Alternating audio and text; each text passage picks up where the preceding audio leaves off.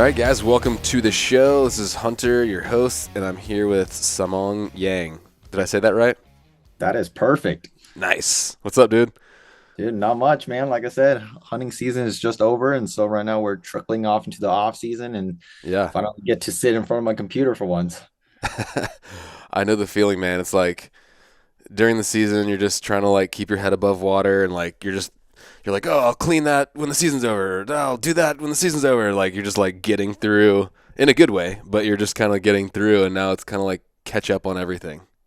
Oh, absolutely, man. Like I said, as much as I love hunting, sometimes I really do enjoy just being at home for once. So yeah, man. How many hunts did you do this year? Oh, man, I don't really keep track, but I would say I did a lot. Yeah. Usually when it's August 1st, well, because our fall bear season here in Washington opens pretty early. I think it's one of the earliest ones. Yeah. And so I get a pretty much a full month of hunting before a lot of people open. A lot of people start hunting in September, but I get the full month of August to do fall bear. So Right. pretty much it's August 1st until last week. Like I've just been out doing stuff, man. Yeah. I guess it's different because like you're out there, you can kind of hit it on weekends or like after whatever you got going during the day or whatnot. For me, it's like hunts. Like I go somewhere, for a period.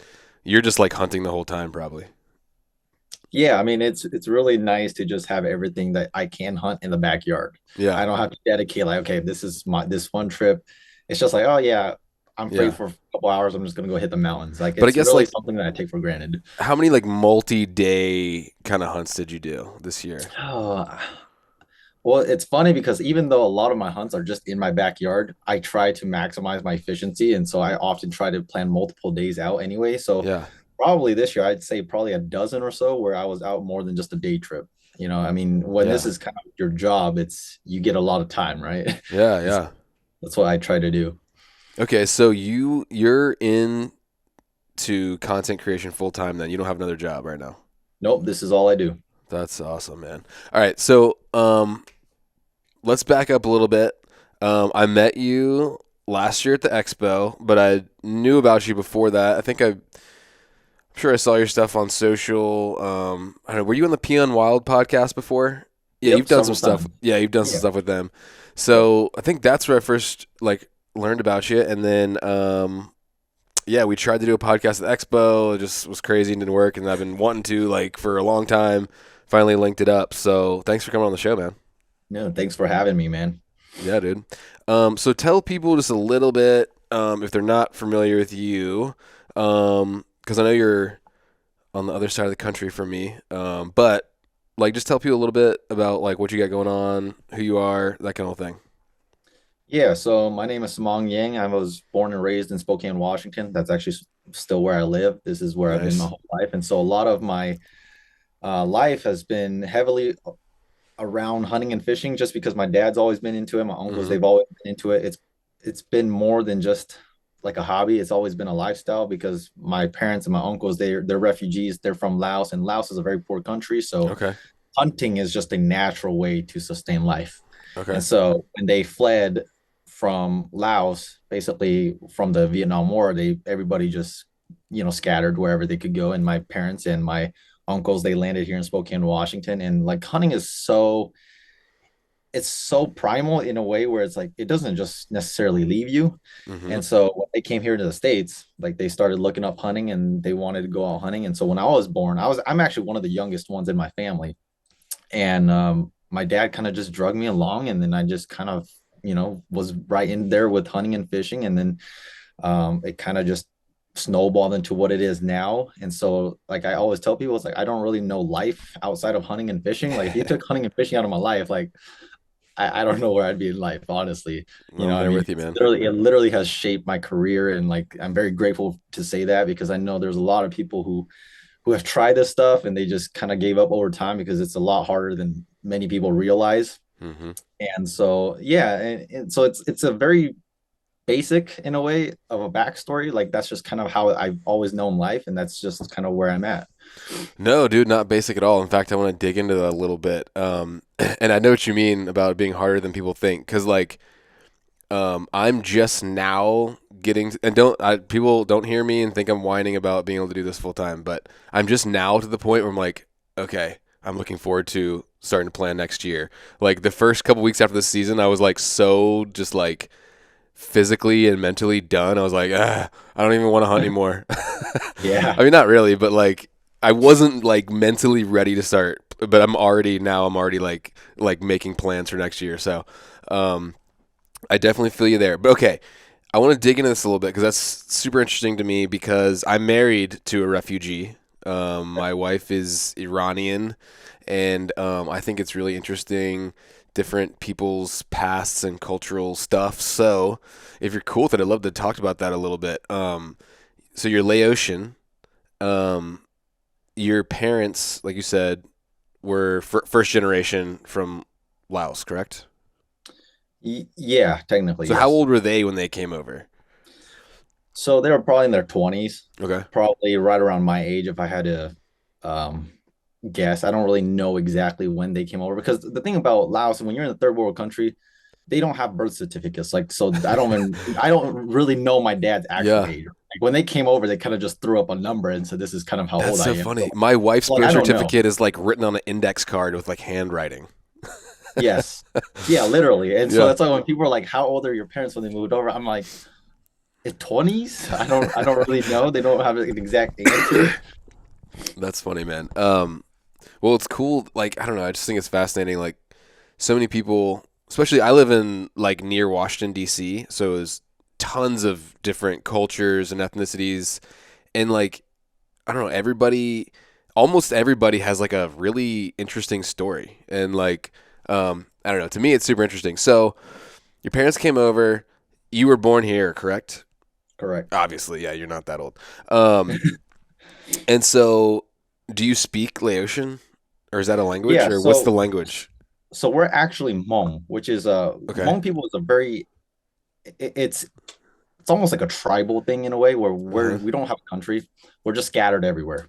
And Gotcha. so yeah, Hmong people, they're just kind of, I guess you could say, these subgroups that are just located all over the place. So like the actual language and then our what we are is actually just Hmong, which is Hmong. And so you have a lot of people that live in Vietnam, Laos, China, obviously the US now, Australia, France, anything. And really, it really diversified when the Vietnam War happened and all the Hmong people were just fleeing to wherever they could find Mm, refuge.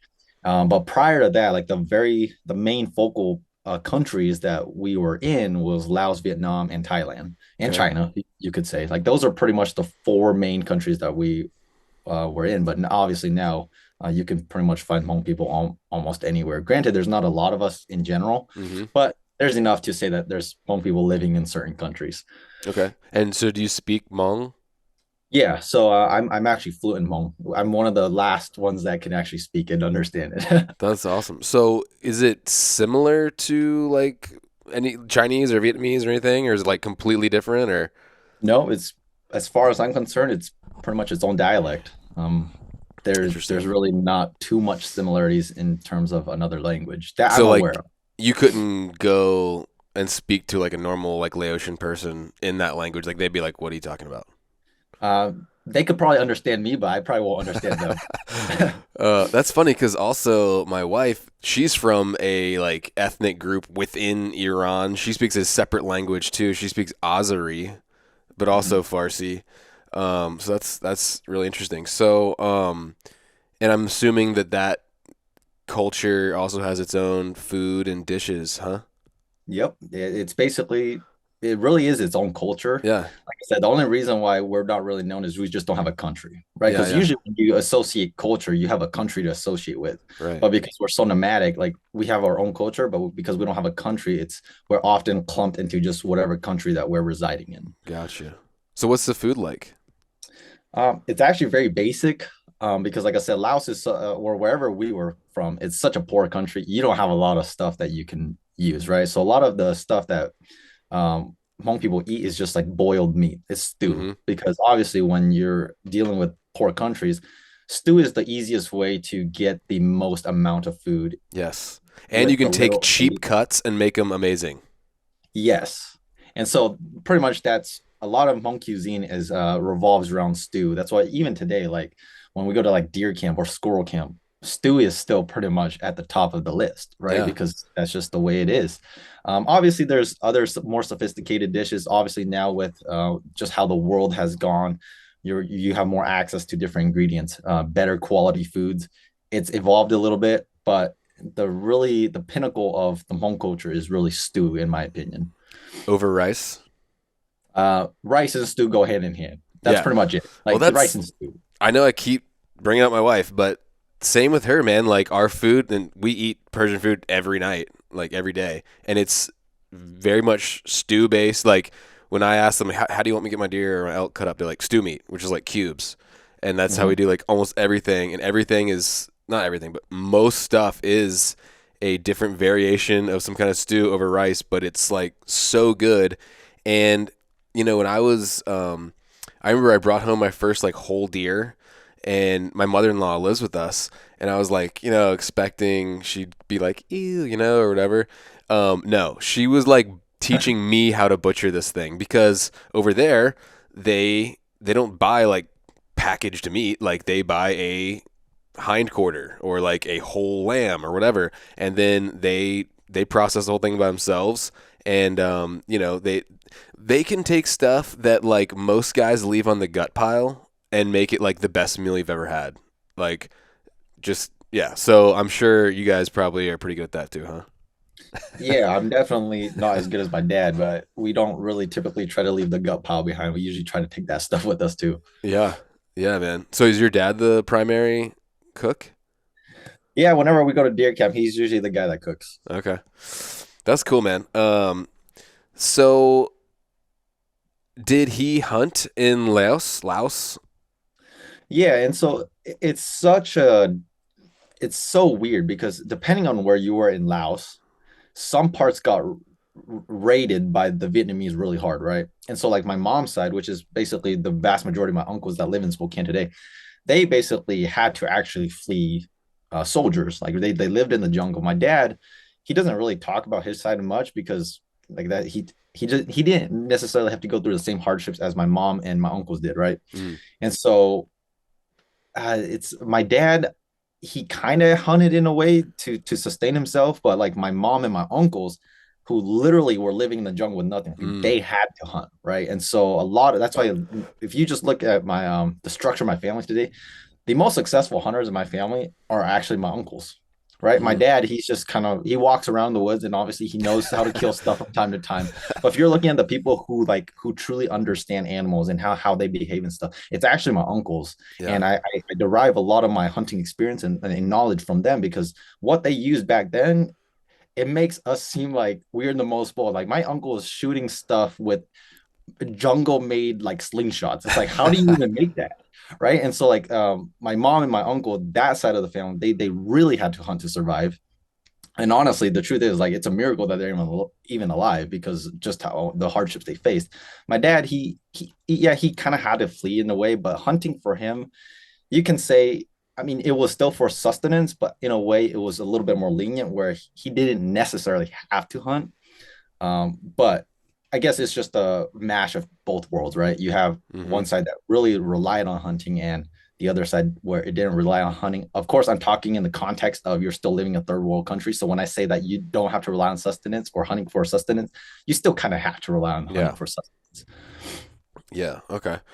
So I guess what's your favorite Hmong dish to use to make wild game? Yeah, it's funny because so it's not really a Hmong dish. I believe this is an actual Laotian dish. It's Okay. called la or larb, Larb.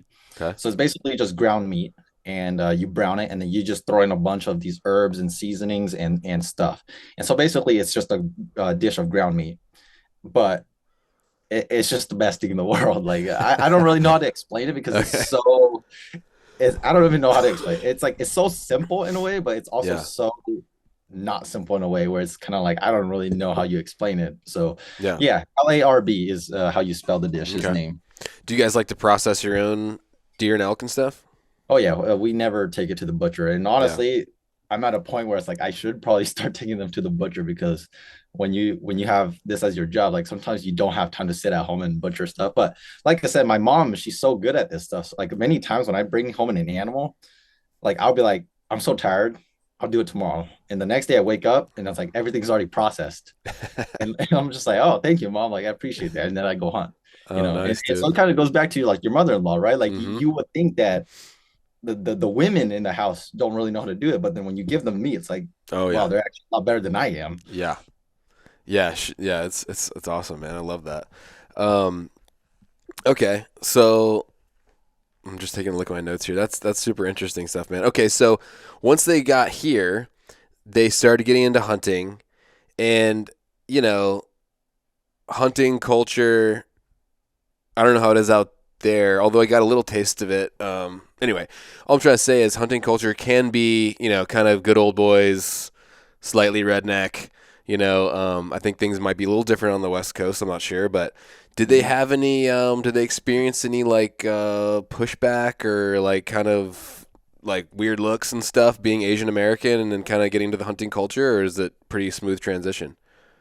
It's actually it's actually been pretty nice. Like I don't really recall anything too drastic, at least from what they've told me. There hasn't been much because as far as I can remember, even as a little kid going around with my dad, usually the people we run into, like they're just super nice. Yeah. Obviously from here, from time to time, you run into people who just aren't very nice, but I don't really know if that has anything to do with just the race itself because many times, like back then, the community was a lot smaller back then, obviously. Yeah. And so usually when there's somebody who is just kind of an off guy or who's just mean, usually they're just douches to everybody, right? So it's not it's like you Yeah. can't really just pin it to a specific race or like Yeah. that's the reason why he's No, being a for douche. sure. It's Yeah. usually like all the locals know of one dude or a Yeah. group of guys were like, yeah, those guys are just They're just not. jerks. Yeah. Yeah. And so I can't really say anything in particular to our race, but Well, yeah, that's in good. terms of like, do you run into jerks? It's like, yeah, from time to time you do. Yeah, of course. Well, that's good to hear, man. Yeah, and I know that the Pacific Northwest has a very vibrant hunting culture, and I just did my first hunt out there in Oregon. Hmm. That was my last hunt, and had a great time, man. It's a real. I mean, I don't know exactly how how similar Southern Oregon is to Washington. Maybe you know, but I don't know. Are they similar, or do you know? Have you South, ever hunted Southern Oregon? I have. That's actually where I shot my blacktail too. Oh, nice. So Southwest and Southeastern Oregon are two very different atmospheres. Mm-hmm. They're obviously both dry climates, but if you just look at the terrain of it, it's very different. Southeast Oregon is very similar to Southeast Washington. It's just a big, long stretch, kind of like the Hells Canyon area, where it's just steep, dry mountains. But if you go to the Southwest, it's more like that conifer type where you have Mm-hmm. those thick brush, and it's like Northern California pretty much. And Yeah. so yeah, it's a little bit different. In Southeast or Southwest Oregon, there's nothing like it in Washington. Okay. Yeah, I found it very it was pretty diverse. I mean, there was like you said big conifer like forests, but then there was that kind of stuff that I kind of associate with Northern California like kind of rolling grass hills with like oaks, Yes. which is really pretty. I'm trying to think. So my buck was in a clear cut, but it was a huge clear cut and it was kind of in a more timbered type area. But yeah, man, very very beautiful, unique place to hunt. I really enjoyed it. I think I might go back next year. Yeah, the two dudes that took me out, like they're just blacktail studs, and they're like, dude, like we got to come back next year. And I'm like, say less, man. Like with what you can do with the general season tag, it's like it's unbelievable. Yeah, especially this year with how they kind of bump stuff back. And I Yeah, feel like everybody hunted Oregon this year. Did you feel like that too, or is it just like yeah. me? Like I was biased because I went.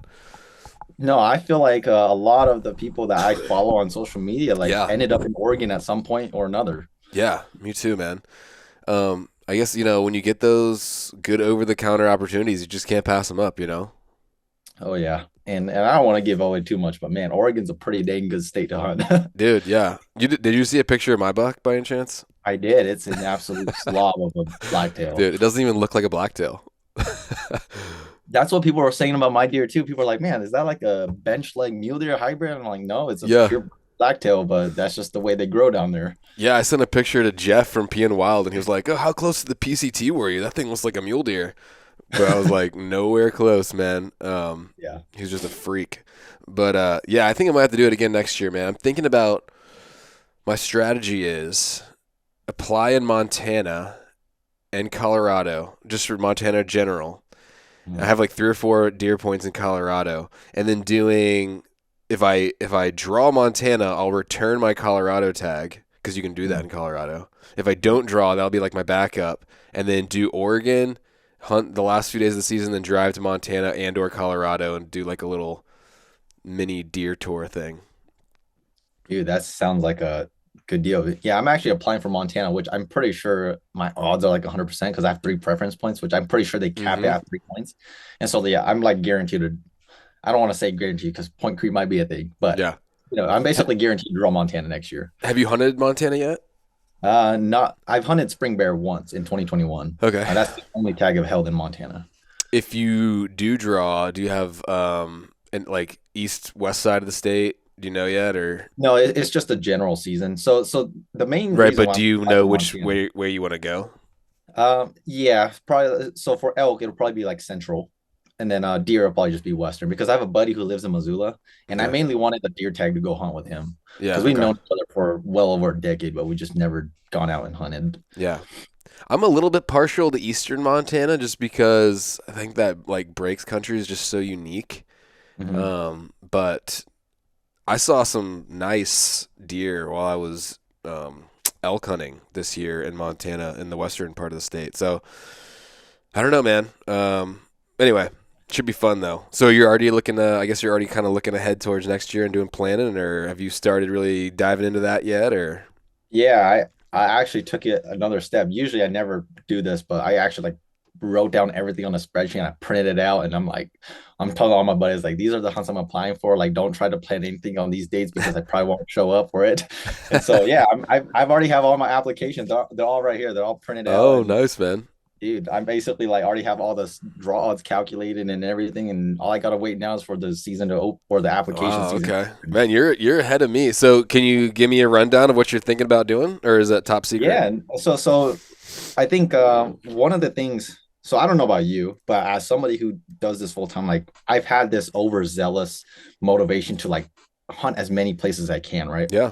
I've come to learn is, man, you burn out really fast. As much as you love it, like, man, like it's a lot of work, it's a lot of time, it's a lot of money, it's a lot of effort. And so what I'm going to do next year is I'm going to tone back in terms of quantity of hunts and just really focus on making each hunt that I do go on just a good hunt, right? Mm, So instead of spending a couple days here and a couple days there, it's just like let's just spend one big long trip or long week for this particular hunt. So cool. the main 3 states I'm going to do next year is obviously Washington because the vast majority of my viewers are in Washington. Like that's where I made my bread and butter, and that's where I still do. And so like that's just kind of like a given. Like I can't not hunt Washington, right? Mm-hmm. And so Washington is pretty much an over-the-counter state. The draw, the special permits, it's you have such a low odd of drawing, so I never really count on those anyway. Um, but obviously, your typical Washington quality elk, though, shoot for the moon type of stuff. If I get lucky, then I'll get that stuff. But then Yeah. Oregon's actually a relatively high odd in terms of non-resident. I mean, I have 3 spring bear points, and that's basically a guaranteed draw. Mm-hmm. Buck deer, which in Eastern Oregon, it's all draw for mule deer. I have 3 to 4 points next year. That's basically a guaranteed draw for pretty much the entire Eastern Oregon. Like any unit I want to draw, I can pretty much draw it. Nice. But the reason why I don't think I'm going to burn it is because, man, blacktail's over the counter, right? And so it's like, Yeah. why would you burn points if Keep you're still banking them. blacktail?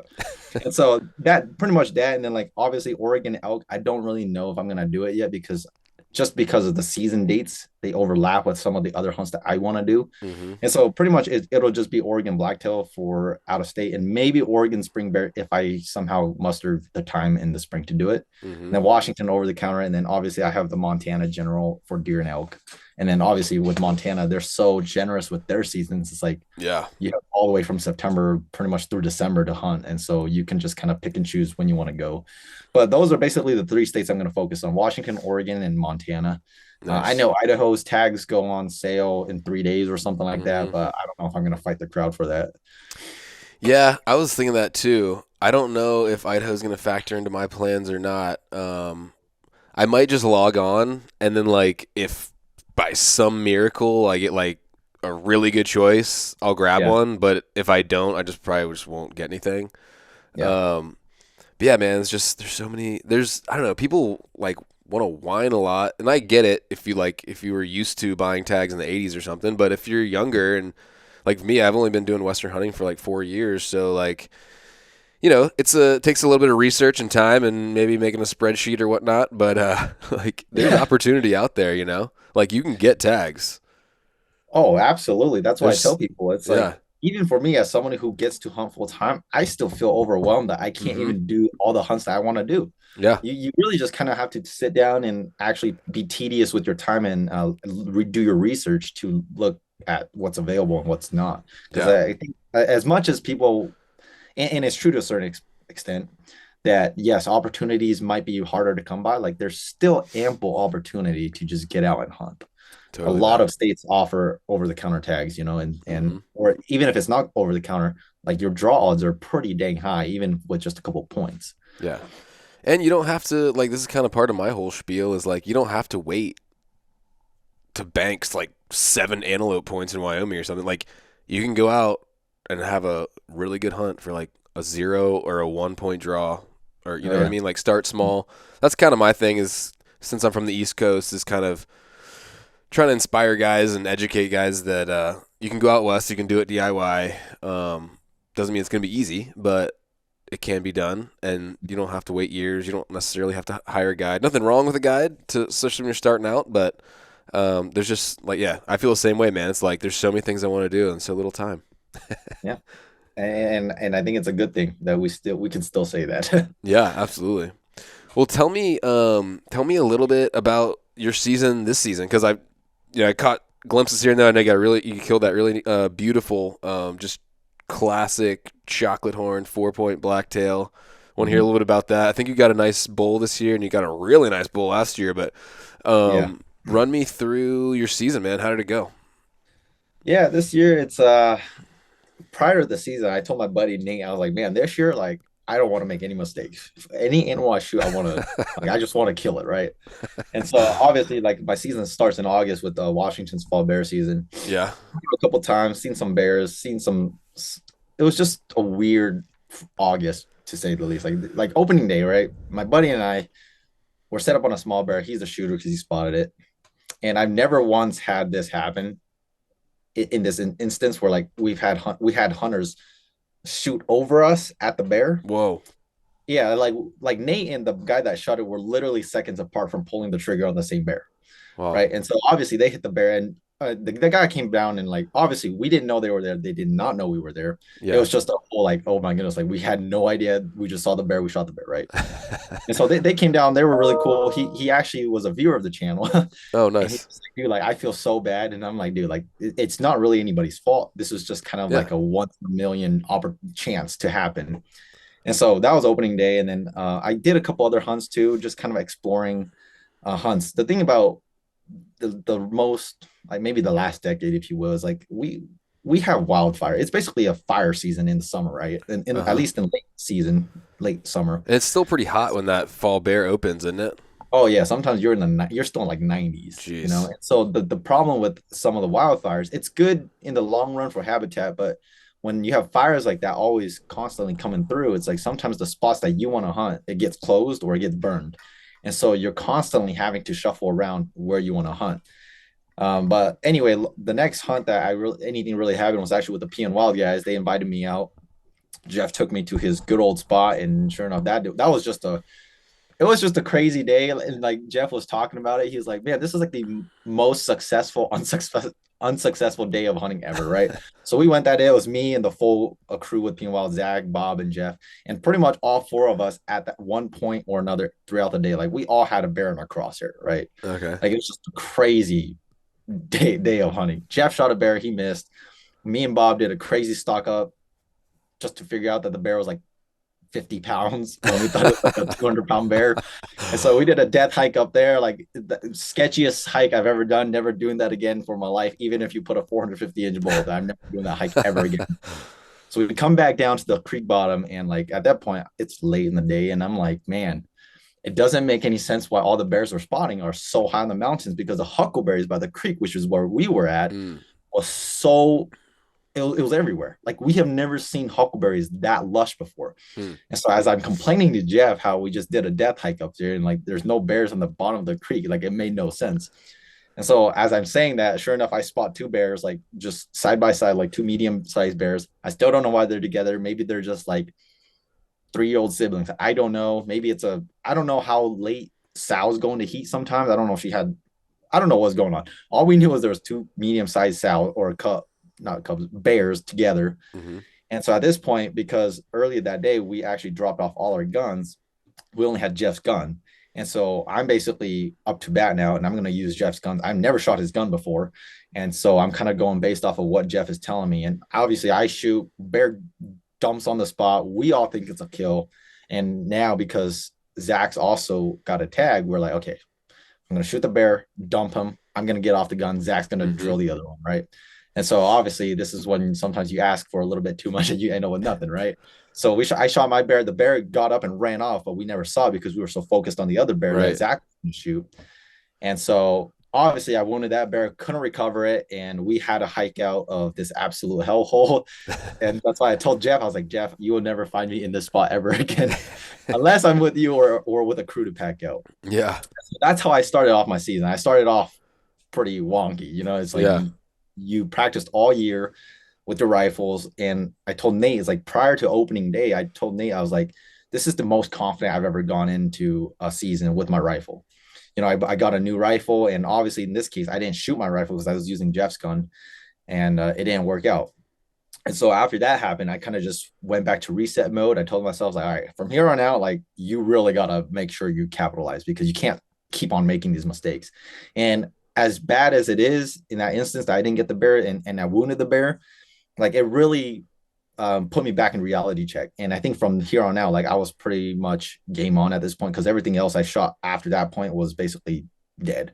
And so after that, I went down to squirrel camp. That's just kind of an annual tradition that we started doing like in 2021. Now it's just fun. It's Yeah. just like it's a game rich opportunity hunt. Mm-hmm. And so like you're guaranteed to almost shoot something down there.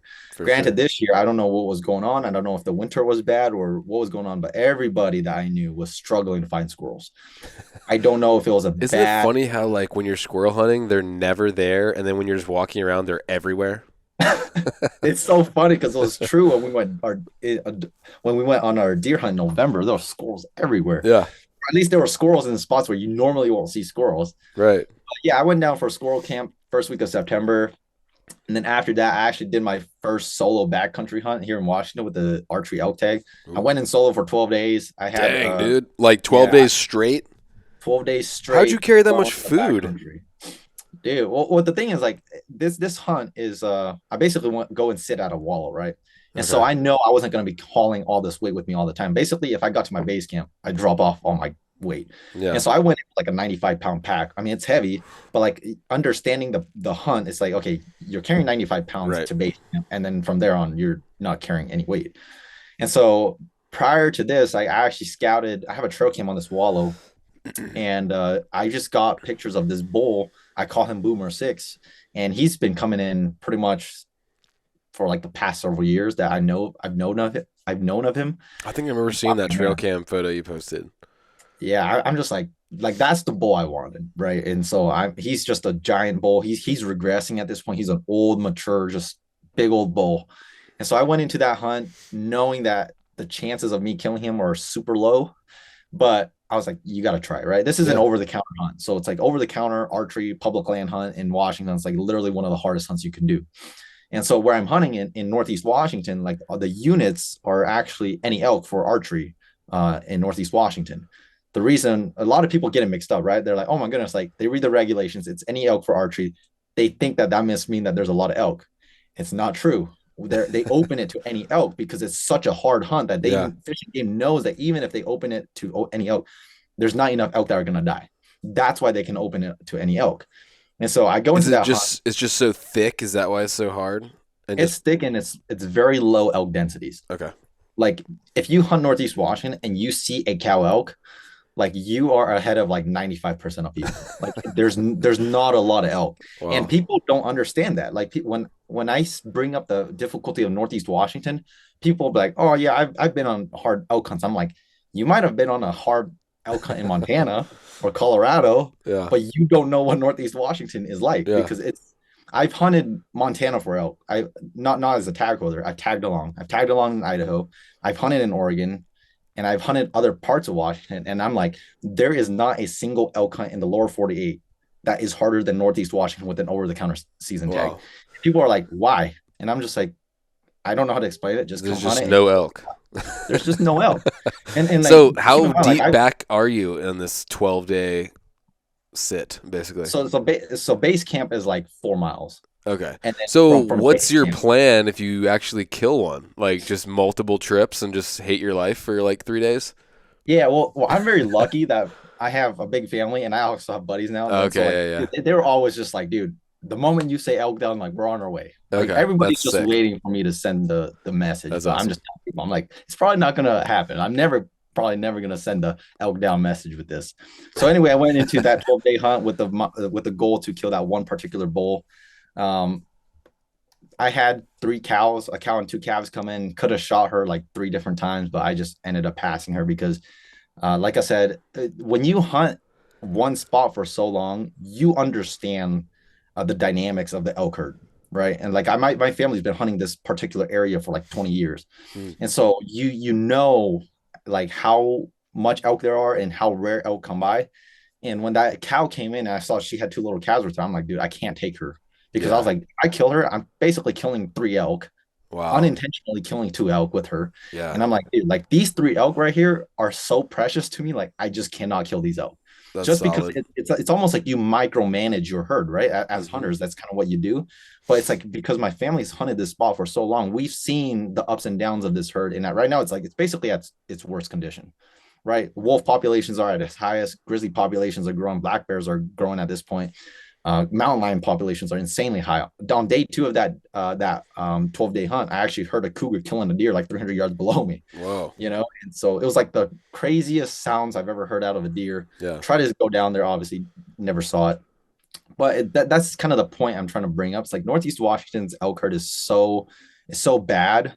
It's like even though I can legally shoot a cow elk, it's just the you No, guess that's you could say good, the man. conservation part in you where you're like, that's not right. Yeah, Like I that's can't cool. do that. If she was a lone elk, a lone cow elk, maybe, you know, Yeah. but the fact that she had two little calves with her, I just couldn't bring myself to shoot her. And also, it was the big idea was I was actually there with the goal to kill a boomer six, my big bull, and he just never came in. And so that was basically the first part of my September. And after that, I actually had an Idaho elk tag for archery. But I Okay. was like, dude, if I go to Idaho, I'm gonna do another 7 days alone. I just spent 12 days alone. Like I want to be with somebody at this point. Dude, And 12 days so alone, dude, that'll freaking wear on your mind, dude. Especially sitting on one spot. Like yeah, dude, that takes some next level like you're a single, right? I am. Okay, yeah. I'm gonna go ahead and say, like, for me, that would not be possible. Yeah. Like by like day 7, I'm like, yeah, I don't know. I mean, I got 3 little kids, so I think there's a whole different level of like, but still, man, that's hardcore. It is. And honestly, it really is a mental thing, right? So I think I calculated, I think it's at like 112 hours at the wallow Jeez, dude. or something like that. But it's I don't know. It's just one of those things where it's like it sounds hard and it is hard, but when you actually go and do it, it's kind of like you're just chilling. Yeah, You know, you yeah. don't really think about it too much. Um, but yeah, that hunt didn't pan out. But as I said, I expected that hunt to not pan out. So the fact that I even had a cow elk come in, I was like, man, this is already a win in my book. And so that week after season closed in Washington, like I said, I had a valid archery elk tag in Idaho, and it's actually still valid right now for late muzzleloader. Oh, nice. But Well, you can kill a uh, cow, right? right now, it's actually bull season. Oh, is okay. So there's a bull season right now, and then December 2nd through the 8th, you can go and shoot cows that's like within a mile from private property. Yeah. The reason why I'm not doing the muzzleloader hunt for Idaho this year is because Idaho still has their traditional muzzleloader rules where you can't use Yes. 209. So my muzzleloader is a 209, Okay, but and so Washington has pretty strict muzzleloader rules too, doesn't it? it does, but You can we use actually 209 allowed powder. 209. Yeah, which is it's so backwards, right? Because you're used to Idaho being super lenient on regulations, but when Yeah. it comes to muzzle loaders, it's swapped. Yeah. And so I think there's actually a proposition that came out either early this year or last year to change the rules in Idaho to make it 209 legal. If it wasn't for that single restriction on my muzzleloader, I'd probably be out there right now. But Mm. to convert your 209 muzzleloader into a traditional muzzleloader and then having to go and find a load for it right now during season, I'm just like, man, like it's just too much of a hassle. Yeah, for So sure. we'll see what Idaho does next year. I think it would make sense that they would switch over to 209. I don't know. Although, side note, I did a really fun muzzleloader hunt this year in New Mexico with no optic, and Mm. that was really fun, man. It was almost like an archery hunt. Yeah, because I think I don't know about those regulations, but in Washington and Idaho and like Oregon, like we can't put a scope on our muzzleloader. Yeah, Like it's all they it's all open just sight. they just switched this year in New Mexico to open sight, Yeah, and I drew it. Everything else you can do. It's just no optic. But anyway. yeah, yeah. No, I think for a muzzleloader, I actually think that's a good thing. hmm I To do put a too, scope on a because muzzleloader. honestly, a lot of guys, when they get a scope on there, they can send rounds at the range and, hit gongs at 400 yards. Okay, cool. The velocity of the projectile past like 150 is so low, Yeah, especially on an elk. Like, you really shouldn't shoot an elk past 100 or 150 with a muzzleloader, in yeah, my opinion. I yeah, mean, I shot mine at like 80 yards, perfect shot. I had to shoot him two more times before he died. yeah. They're just so tough, man. Yeah, muzzle loaders, they're really powerful up close, but then they lose Yes. their velocity and energy really, really fast Right. just because those bullets have such poor ballistics, right? Yeah. They're not meant to be long range shooters. That's Right. why uh, when people are like, man, I think in Utah too, right? I think there's a proposition to remove scopes off a muzzle loader Mm. or something like. There's been a lot of buzz about it, and honestly, like you, I agree. I think when it comes to muzzleloader hunting, I think open sight's the way to go. Yeah. I just think it provides at least a challenge because once you put a scope on your muzzleloader, I feel like you're not even really muzzleloader hunting anymore. You're Yeah. basically rifle hunting in a way, Right. And with a right? And deer, I so, think you could get away with a 300-yard shot probably, but like elk, man, like I don't know. This is my first elk hunt actually, and but just after killing one and seeing how tough they are, like I would not want to shoot one past 150 with a muzzleloader, even if I, oh yeah, accuracy wise could do it. yeah, and that's So, the thing. And even in Idaho right now, it's even more. It would be even more crazy because they're still only allowing you to use those round lead oh, balls, dude, yeah, and so it's like you lose. Those are even weaker oh, than like terrible, your modern like ballistic tipped yeah, bullets, right? And so that's why I don't know what Idaho is going to end up doing, but I really hope that they do change it to 209 because as long as they leave it scopeless, I don't really think it's going to affect success rates all that yeah. much, you Yeah, know. agreed. Anyway, I got us And on so, off track, but you were saying I think you were just getting to the end of your 12-day sit story. oh Or yeah, yeah, maybe you and then finished it. I don't know. yeah, and so basically I was going to do a solo Idaho arch elk hunt. Got so tired of being in the woods by myself. And as I was returning on my 12-day hunt, my buddy Nate was actually leaving to Montana for his archery elk hunt. And so the next day I woke up and my buddy Nate, dude, my phone was blowing up on because my Nate was texting me through Zolio. And he was like, dude, like there's elk screaming everywhere in here. Like, what do I do? Like he doesn't like he's asking for like tips, right? And I'm like, dude, like, are you really on elk like that? If that's the case, like, I might just want to come down there because I mean, I sat there for 12 days, didn't hear a single bugle, right? And I'm like, I'm just dying to hear a real elk, let alone see a bull at this point. Yeah. And so Nate basically hunted that day. Bulls were screaming their heads off, and so I drive like 8 hours to go meet him in the middle of nowhere. And where we In were, Washington still? no, this is Montana. Oh, okay. Yeah, so where we were, it was a brand new area for both of us.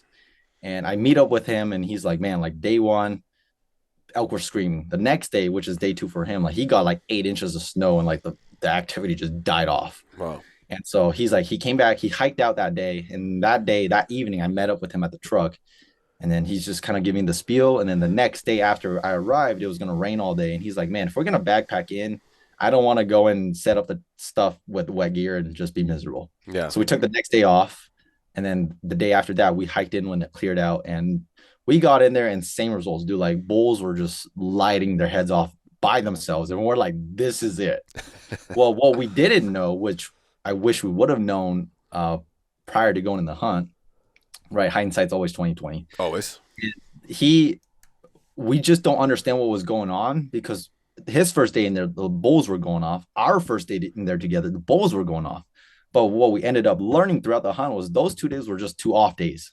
Like, I Mm. don't know why. Maybe there was a cow that just went to heat and they were just lighting it up. After that, it was quiet. Like, bulls were not Oh. talking. It was dead silent. Hmm. And the ones that you do hear talk, they were just like squealing or just mumbling a little bit, right? And so anytime you would make a move, they would go quiet. And the next time you hear them, they'd be like 4 ridges over. Oh yeah. And you're like, okay, these elk are just really pressured at that point. But Yeah. obviously, we learned this at the tail end of our hunt. And so by the time we figured it out that, like, okay, we can't keep doing this because they're already too educated, like, we ran out of time, right? Hmm. And so we came back, and then after that, we did his Oregon high country mule deer hunt. Went into brand new country once again, and it was a fun hunt. This film was on the channel. Spotted some beautiful deer, and pushed it to the last day, day 7. He shot a forky. We were on the clouds with that forky just because of what we went through on Oh that yeah, I hunt. remember that post. Yeah. Yeah, and then yeah, we saw like a beautiful 170. Should have killed that buck. He was bedded in this one cave. We spotted him like 1,600 yards away. Bedded in this cave, and we got to like 260 yards of him. And when I told Nate, I was like, dude, the only reason why we won't kill this buck is because of the sun. Because where this buck was bedded, the sun was directly above him, and we're looking into the sun, right? And I told Nate, I was like, dude, if we go in right now with how the sun's positioned, if we glass him up, like, he's gonna see the glare on the optics. And obviously, Nate, he's still relatively new, and I'm not gonna blame him for this. I'm just like, he kind of kept like, I don't think it's that big of a deal, right? And so for me, it's like, I'm pretty sure it's a big deal, but again, he's the tag holder, and so he's kind of, I'm like, what if I'm withholding him from the opportunity to actually Yeah. shoot a 170, right? And so I'm kind of, all right, you talked me out of it, whatever, like, let's just go. And so sure enough, we get to our knob, and we can just know the cave he's bedded behind some trees. And so I sneak like 150 yards to the left because Nate told me to go look into the cave to make sure he's still there, just in case we were waiting for no deer. I glass in there. This is like 300 yards. And I'm glassing there. I'm like, oh my goodness, this thing is huge. Just bedded in the cave. All I see is just the head. He's so smart. Like, he's tucked in the cave, and all you can see is his head, like, just poking out. Wow.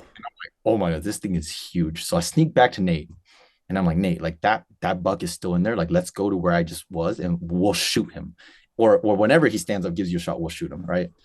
What I didn't know was, as I was coming back to Nate, I'm pretty sure that buck saw the glare on the binos, right? Mm. And so as I come back to Nate, I'm like, Nate, dude, I am so dehydrated and hungry because basically that whole day we didn't eat or drink because we were out of water, and we didn't want to eat because when you eat, you get thirsty. And so Uh, we were basically starving ourselves and not drinking anything. And so when I got back to Nate, I was like, dude, I have to go and eat something before we go and shoot this deer.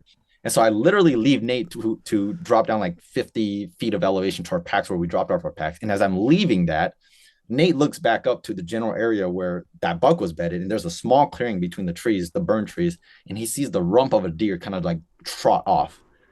Obviously, he's like, I don't know if I actually saw a deer because when he put his binos up, never saw it. I come back, and Nate's like, hey, I saw a deer get out.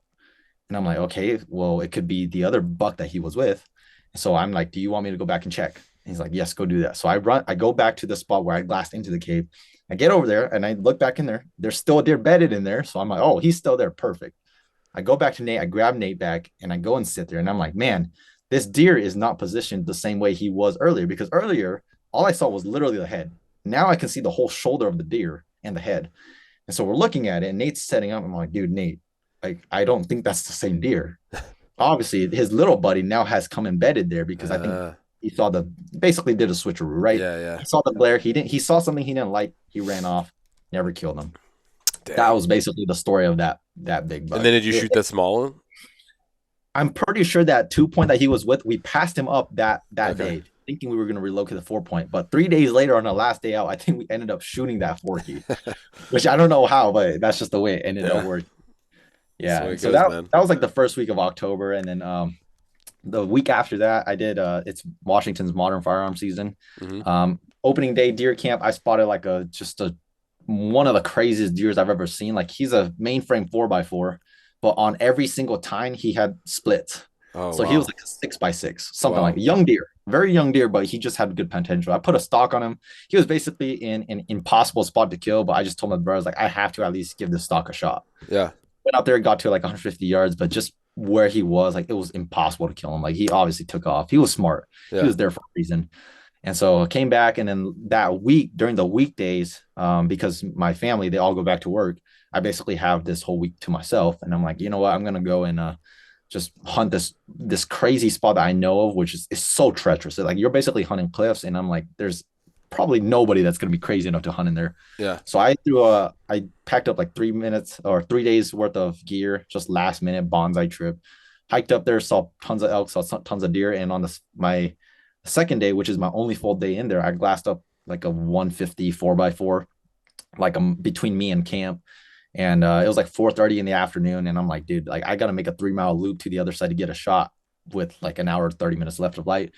But I told myself, like, this is it. Like I'm out here to kill a deer. Why am I gonna pass up an opportunity? So I make that 3 mile loop, and basically it was just a picture perfect hunt.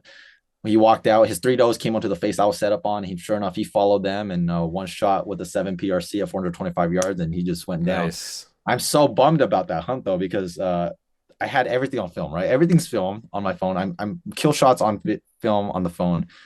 But as I'm coming back out on that hunt, like I don't know why I was so dumb, but I dropped my phone in the water, and like the Ah. phone just wouldn't turn on. Oh And no. so I don't have the footage. That's why with that mule Ah. there, nobody has seen a photo of me with a grip and grin, because I don't have the photos Yeah, I to was like, them. I don't remember this. I don't remember this deer. Yeah, so all I have, so I actually have two phones, right? So I have my dedicated phone scope footage phone, which I record on, and I have my typical, your Yeah. everyday phone.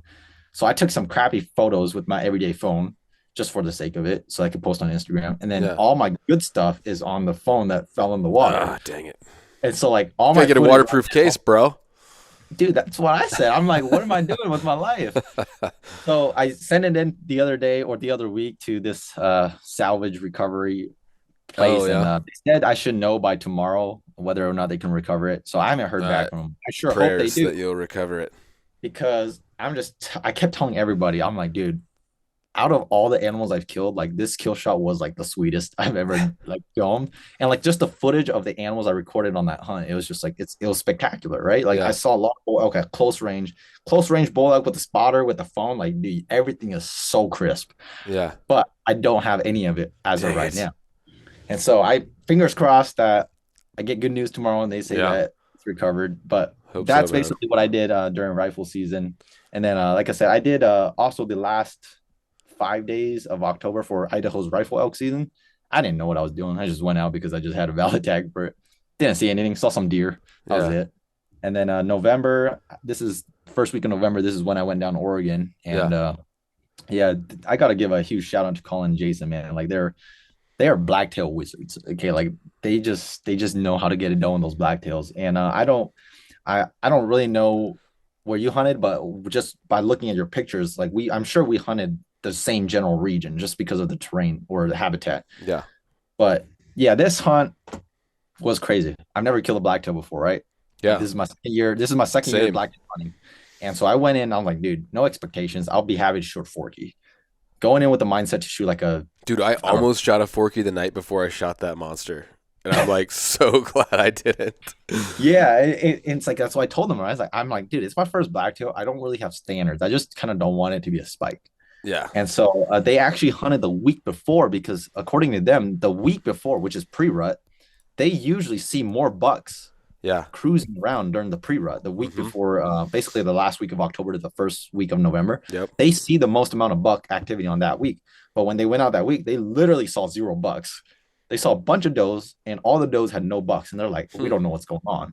And so they thought that the following week, which is the week we went, was going to be a total bust too. But when we went, it Popping. was different. Like completely switched the hunt. Yeah. We hiked in. This was probably the most miserable I have ever been on this hunt. So I drove from home, from Spokane to Portland, which is like a 6.5 hour drive.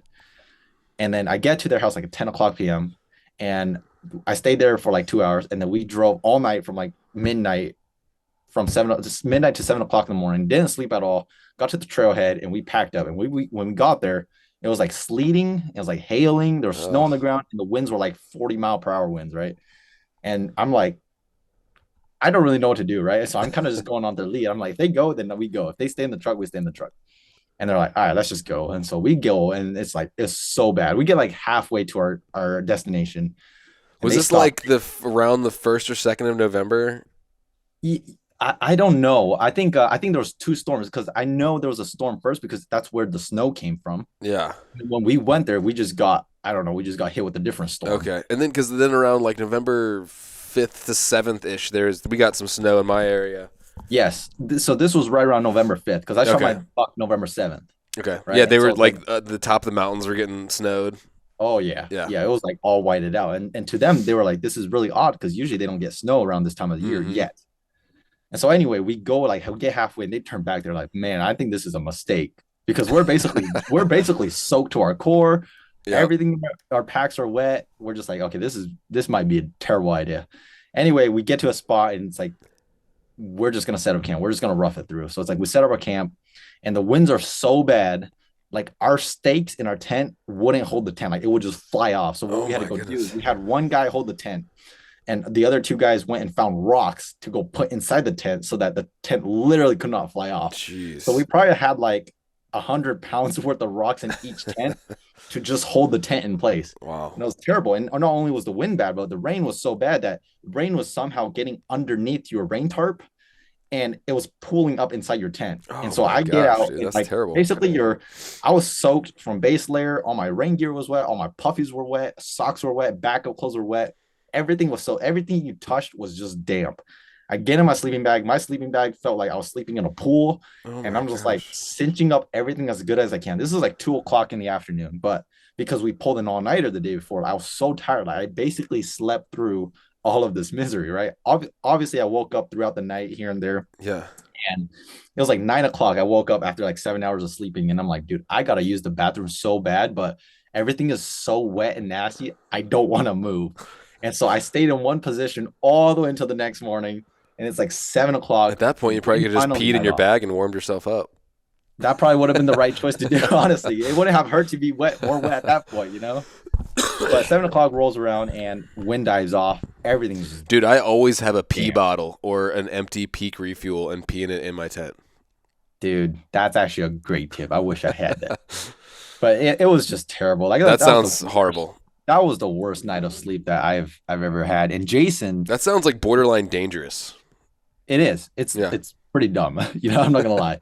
And Jason, he actually had an even worse night because he still has those Walmart sleeping bags. And Ugh. it's not even like a mummy bag. It's just those ones where it's almost like an envelope where Yeah. you kind of just slide it inside. So he doesn't even have the opportunity to like really cinch the Yeah. heat out your body. And so he was shivering all night. And so Colin, he actually was bone dry. I don't know how he was bone dry, but he slept like a beauty queen, man. Like his sleeping bag was dry. He was so warm, 0 degree sleeping bag. And so he woke up. Me and Jason did not want to get out of our tent. We were just like, this is horrible. I hope the sun comes out so we can dry stuff off. Well, Colin, because he's all dry and warm, he gets out of the tent to go glass that morning. And so he goes off to the north side of the ridge and he glasses for a little bit. He sees a doe fawn. Well, at first he just saw deer. So he came back and he's like, hey, guys, I got deer. So we get out, me and Jason get out and we go over there and Colin's like, yeah, it's just a doe fawn. And I'm like, wow, that's a good way to get me out of my sleeping bag. Like, just say we saw deer. And so at that point, we're like pulling everything out of the tent to dry out our gear, Yeah. laying them all out on these trees. And I'm so cold, right? I'm like, I don't know if it's better to put on these wet puffies or if I'm supposed to just wear my base layer and try to dry these out, right? It Yeah. was so cold, but I was like, you know what? I'm just gonna put these puffies on because it's at least it's some kind of insulation. So I put it on, and then Colin, he was glassing the north face. He finally comes back to our tent to glass the south face of that ridge that we're camped on. And as he's glassing, like I'm so miserable at this point. Like I don't even want to do anything with hunting. I don't even want to touch my optics. I don't even want to glass. I just want to dry up and be warm. Yeah. And so I'm still talking to Jason. Like me and Jason pretty much had a very similar night, just a horrible night of sleep. And we're talking how miserable it was. And all of a sudden, Colin's like, "Hey guys, like I've got a big buck." And I'm like, "What? It can't be this easy, right? Like, come on now." And so Colin's like, "Hey, I'm pretty sure he's a big buck." Well, what I didn't know is that when it rains like that and these deer are wet, when that sun hits them, they literally shine. Yeah. Like that, those deer will shine. And that's why Colin was like, yeah, when you glass, like you want the sun to be hitting these blacktails because if the sun doesn't hit them, they're literally almost They're impossible to so hard to find. see. Yeah. So hard to glass up. So that's why the moment Colin saw the sun hit that one ridge below camp, he's like, I gotta go glass it because that's just he just knows how to glass for blacktails. And so the moment he got over there, it took him like 2 minutes to spot a deer. And he finally gets us on it, and we're just like, oh my goodness, like this thing is freaking huge. This is the buck I end up taking. And he's just like nose on the ground, like tailing this Dogging. doe. I'm like, oh my goodness, like this is perfect. And so I'm almost like, man, what do we do? Do we wait for our stuff to dry? Because I'm a little miserable. I don't know if I want to go down right now. But Colin's like, hey, like let's just go right now. So I'm finally like, you know what? I came here to kill a deer. I'm not gonna sit here and whine about being cold. So we pack up, we go down to this knob in between camp and deer. This is like 500 yards away. And as we're going down, I'm like, dude, it cannot be this easy, man. Like we can't just wake up, spot a big buck from camp, and go and shoot him, right? Something's got to go wrong. That's how hunting goes. So sure enough, we get to that knob, and sure enough, all the fog from the bottom Mm, starts coming up, and I'm like, yep. this is what's supposed to happen. And so I'm talking to the camera, I'm like, this is what's gonna happen. We're gonna have to sit here all day. Well, like 2 minutes go by, the fog clears out, and we can see again. And I'm like, okay, this is just too picture perfect. Obviously, at this point, we don't know where the deer went because we haven't seen them for like an hour. Yeah. And what they actually ended up doing was the doe, the hot doe, actually went embedded, and so the big buck actually went embedded with her. But because they were bedded, we couldn't see them. And so there was a different buck. It was like a maybe like a 3.5 year old 2x3. He comes up and he's trying to get the hot doe. Obviously, like all these bucks know that that doe's hot. Yeah. And he's coming up and he's just like trying to get the doe, and that this big buck will get up and just keep running this buck off. And all of a sudden, we're like, oh, dude, we could pull a double here. Like we can even pull triple because now we're like seeing bucks all around this doe, but none of them just can get close to the doe because that big buck's obviously guarding her. Mm-hmm. And so I'm like, all right, Colin, you spotted the bug. You can shoot the big bug, but he's so selfless. He's like, man, I've already shot plenty of big blacktails. Like you can take this bug. And I'm like, all right, cool. And so finally, I get set up and I sneak down a little bit more. It's like 400, 500 yards between there. The buck eventually gets back up from his bed and he starts chasing a different doe. And they're like running everywhere, right? Yeah. So I'm behind the gun and I'm like ranging like 420. I'm dialing my gun. He runs up to like 490. I'm like re-ranging, redialing. He comes Mm-hmm. back to like 420. I'm doing this constant like re-ranging and redialing my gun. And it got to the point I was just like, dude, I'm so tired of this buck. Like, I'm probably just gonna wait for him to bed.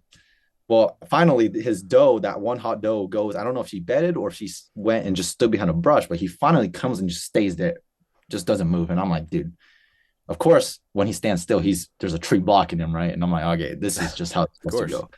Finally, he takes a step, and I'm like, Jason's filming for me. I'm like, Jason, are you on him? And Jason's like, yep, I'm on him. Send it. So I'm like 428 yards. I'm already dialed for it. I shoot, picture perfect shot. But man, these blacktails are so tough, right? Dude, I'm they thinking, are. I could not get over it. Mine, I hit him once. He jumped a little bit and walked. I looked at the footage again. He was quartering away, hit him like pretty good. Second shot hits him directly behind the shoulder, 300 Win Mag. He sucks it up like a bull elk and just like flinches and just keeps walking. And I'm like, what? I had hit him yeah, 3 times, and the third time hit him in the neck, and that dropped him. But I've never seen a deer suck up a 300 Win Mag shot like that. exactly. And And they're think I'm not even shooting a like seven. big deer. Like, I don't get it. Yeah, I'm shooting a 7 PRC, which is not a small gun, too, right? Yeah. And the week before, like the month before, I shot my mule. He dropped like a rock, Yeah. right? And Every so I'm other like, animal I've shot with my gun, I'm shooting the 180 grain, like solid copper Barnes bullets. Like I said, 300 Win Mag. It just drops animals. This thing sucked up 2 bullets like it was an elk. yeah, It that's was literally weird. what happened to my deer, right? I basically I right behind the shoulder. He was a little quartering away, and so I basically broke his off shoulder, and he hunches up and he just takes off running like nothing happened. And the moment he runs out behind the brush, and immediately I'm questioning myself, right? Obviously, I didn't see impact because I gun recoiled, and so I'm immediately talking to Colin Jason, like, did I hit him good? Because I'm like, how is this deer running? And so I'm following this deer, and as I'm following him in the scope as he's running, like I can just literally see blood just gushing out of his side. And I'm like, bro, like, why is this buck still running? Like, there's no way this buck should still be running. Sure enough, he runs like 80 yards and he goes and stops behind his pine tree. I can tell he's sick, right? And all I Yeah. see is the spine, and I'm like, guys, like, do I shoot him again? And so I'm like trying to shoulder up for another shot, and sure enough, he tips over in the scope, and I'm like, okay, he's done. So I get off the gun, and I'm like, Jason, get on the gun because now, because that buck ran off the 2x3, is literally right now next to the hot doe. Like he's Oh now man. pestering that hot doe, and Jason's obviously like, he's gonna take him. And so once again, like just to the testament of how tough these blacktails are, the buck that Jason shoots is quartering to him. He shoots, and obviously because of the angle, like he hits him behind the shoulder, but because he's not broadside, it goes like far back, right? So all I see the deer do is like his left leg just kind of like blows out. Hmm. And so I'm thinking Jason hit like just the leg, and I'm like, dude, you hit him the leg, you hit him far back. Well, it was actually perfect. He hit where he should have, but just because of the angle of where the bullet was going, it just Yeah. blew literally through that deer from behind the shoulder to the leg, and that deer didn't even drop. Like he starts running, Yeah. like running around, and I'm like, yeah, Jason, like you hit him in the leg, like you got to shoot him again. And obviously, I only have 2 rounds, so I run at Jason, I rechamber another round for him. He shoots the second one. We can't really tell because this wasn't even on video at this point because we're just like literally like shoot this deer if you can, like put this deer on the Yeah. ground. Colin, according to Colin, like he shot high, didn't hit the deer. And as he shot over him, then finally, like the deer takes like 3 more steps and then he tips over. And I'm just like, dude, like these deer are like tiny Yeah. and they're just tanking these bullets I like don't understand nothing. that at all. Because like Luke, my buddy, when he shot his like a couple days later, same thing. The deer was quartering away. It went in pretty much perfect. Completely blew the shoulder on the opposite side. The thing runs. This is a 300 PRC. Oh, Beds down. Luke shoots him again like perfectly, and he gets up and runs another like 50 yards and like struggles forever. Like I've never seen deer like that's wild, man. dude, they're so tough. And I just gotta give it to them, man. Like they're just tough animals. They I don't know are. what it was going on because I was telling Colin and Jason, I was like, I guarantee you, if that was a mule deer, like he would have flopped. Yeah. And it's not to say that mule deer are not tough. They're obviously tough animals, but I think blacktails are just next level. Yeah, I don't know what's up with that, man. I had the Yeah. same experience, dude. I almost like my eyes don't believe I'm watching this footage and he's walking. This bullet hits this thing completely broadside, directly behind the shoulder, like textbook. And he just goes, "Ugh," like flinches and just keeps walking. I'm like, are you kidding me? Yeah. So wild. But anyway, dude, that's an amazing story. I wish we could talk. I have to go pick up my kids from school. I just was No, texting you're my good. wife to see if she could do it, but I wanted to talk to you more about YouTube and even about your faith and stuff like that. Mhm. Um, so maybe we can do another one, man. Yeah, But absolutely. you're crushing it on YouTube. I guess just real quick, do you think you like hit the timing right, or are you doing some like secret YouTube wizardry that I can't figure out, or like because I cannot seem to get traction on that thing. Yeah, no, I think it just comes down to consistency and over time just kind of letting your brand kind of grow itself. I don't think there's really a secret to it other than just being dedicated to it and being persistent with it. Yeah, Everybody that you see that's successful, there's one common thing, and that's just the fact that they're constantly doing it. yeah, Right. For me, I'm very lucky that I get to hunt and fish year round. So it's hard to build a channel strictly on hunting. It's very yeah. hard. That's why I supplement my channel with fishing, and so Mm. you kind of build the audience from both sides of the world, which has helped me grow my channel into what it is. But it's a big old rabbit hole, which it'll probably take an entire podcast to talk on Yeah, itself. we should do another one, man. Because I want to just keep talking more about hunting and stuff too. But um, like I said, I gotta run unfortunately. But this has been really cool talking to you, man. Maybe we could even link up and hunt together sometime. That'd be cool. Yeah, sounds good, man. Just let me know. Like right now is the best time because it's hunt planning time. Yeah. Well, that's something I do want to do this next season is like really try to collaborate more with guys like you. Because I think there's opportunity where we could, both come out and do our own edits on a hunt, and you Mhm. put it on your channel, I put stuff on whatever I'm Oh yeah. doing. So let's There's a keep lot of that in mind. opportunity, man. Yeah, I think it's a good way to help both brands grow for sure. absolutely. Well, thanks for coming on, man. You gonna be at Expo this year? Depending because they this year they overlap with the Portland show, Oh, okay. so we'll see. Well, if you're there, let's connect, man. Sounds good. And tell folks where they can find you if they aren't watching your stuff already. Yeah, so on YouTube you could just find me at Samong Outdoors. That's SAMONG Outdoors, or on Instagram SY_outside. Sweet. Cool, man. Well, thanks again. And yeah, let's stay in touch, man. Hope to talk again soon. Sounds good, man. Thanks for having me. Yeah, buddy.